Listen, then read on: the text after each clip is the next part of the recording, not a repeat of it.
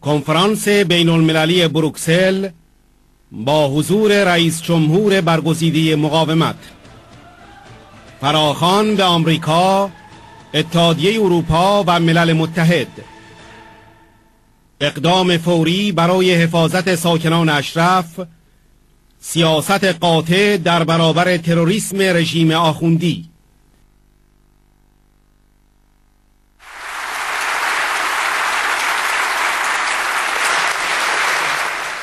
At this time, we will call Governor Tom Ridge, former governor of Pennsylvania, and he was appointed the first Secretary for Homeland Security during the most challenging time in recent American history.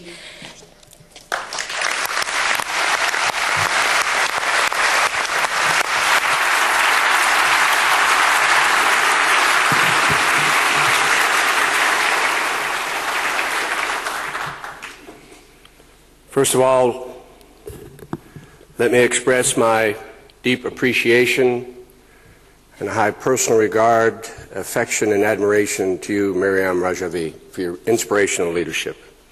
You're a remarkable leader.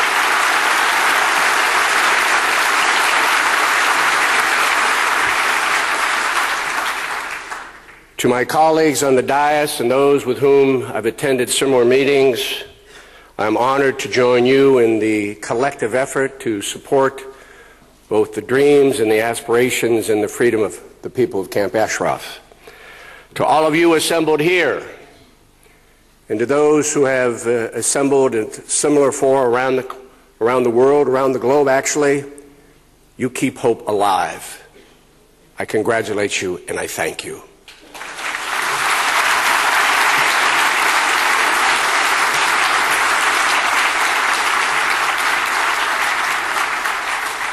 To my President, President Obama,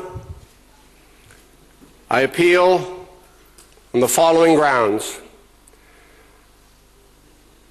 America has a value system embodied in the Declaration of Independence, the Constitution of the United States. We have a brand. It's about values.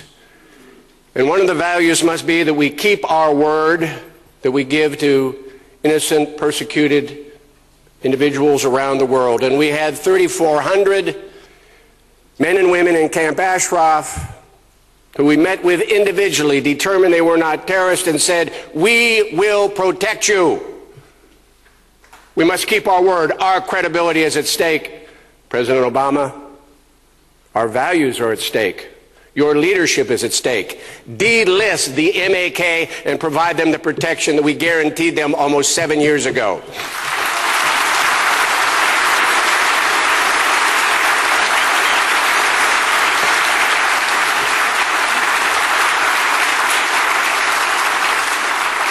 Time is running out. We applauded the Arab Spring, but most of the world has ignored the Persian Spring. While Western democracies have held a long fixed stare across events in the Middle East and North Africa, we continue to watch the painfully slow outrage of the Western world when it comes to Iran and its continuing oppression, derision, and false campaign against the people of the MEK. It has been particularly painful for me as an American citizen to observe the indecision and the delay within this administration when they have been besieged by Republicans and Democrats, liberals and conservatives, military leaders who have served administrations of both political parties who have said, these individuals are not terrorists. The organization that should be on the FTO is the Iranian regime itself. Those are the terrorists.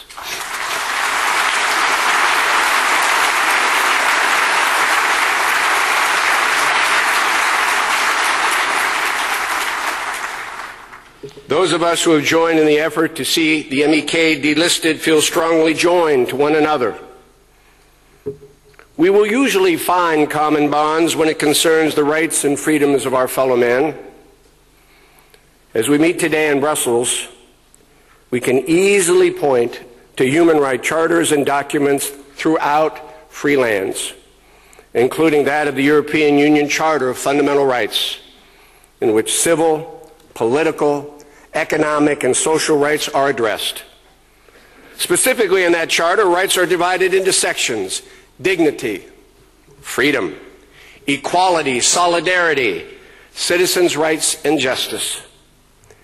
And yet, just as those who author such documents know, and just as you and I know, dignity, freedom, equality, solidarity, citizens' rights, and justice are never truly divided.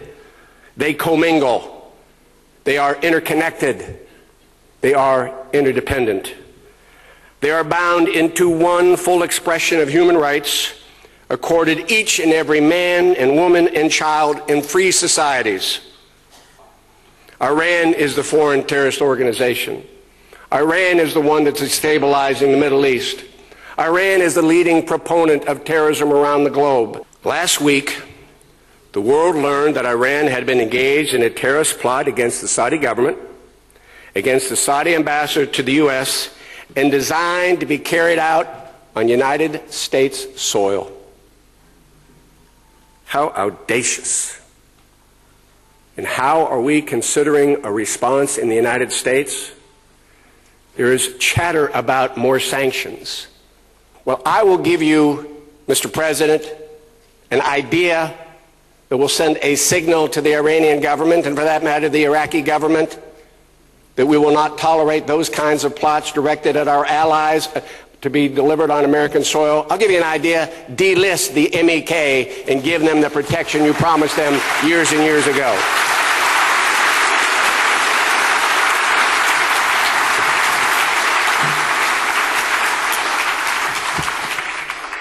Just a couple of weeks before, we watched as Western diplomats departed the UN Assembly, as Ahmadinejad chose to once again deny the events of 9/11 that occurred in my country, as he has done in the past with the Holocaust. Accusations that continue to demonstrate that he is, and the mullahs, are morally, ethically, and democratically out of step in the world in which they live. The world would be a much better place. The world would be a much safer place if someone like, let's say, Mariam Rajavi represented the Iranian people at the next General Assembly session of the United Nations.